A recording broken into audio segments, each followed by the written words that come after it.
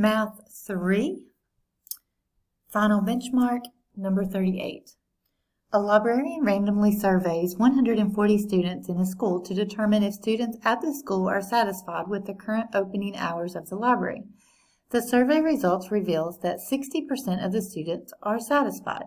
The librarian then runs a simulation and analyzes the results that arise from multiple simulation samples of 140 students. The table shows the results of the simulation. Which is the best interpretation that the library can make based on the simulation result?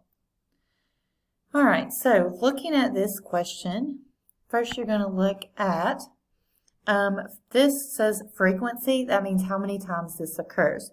So when they ran a simulation, that means some of these have been ran multiple times. So these here in the middle, there's 19, 24, 17, but these simulations tell you that they've been ran multiple times.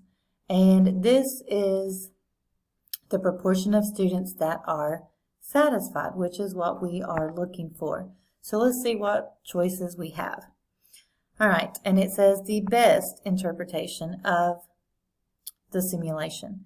All right, approximately 48% to 74% of the students at the school are satisfied with the current opening hours of the library.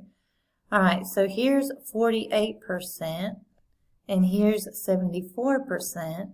So it looks like this includes everything in the table here. All right, the next one says approximately 60% to 74. So 60 to 74 is going to represent just this top half or the bottom half here. And then exactly 60%, well, exactly 60% would say that every one of them is going to be at that level, and it's not. You can clearly see there's some above and below it. And this one says exactly 62%. So the best interpretation would be that approximately 48 to 74, that goes from everything in this table, is included in the results.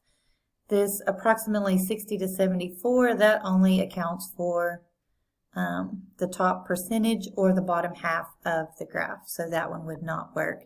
And then these again are exactly. We know it's not going to be exactly. So number 38, the best answer is A.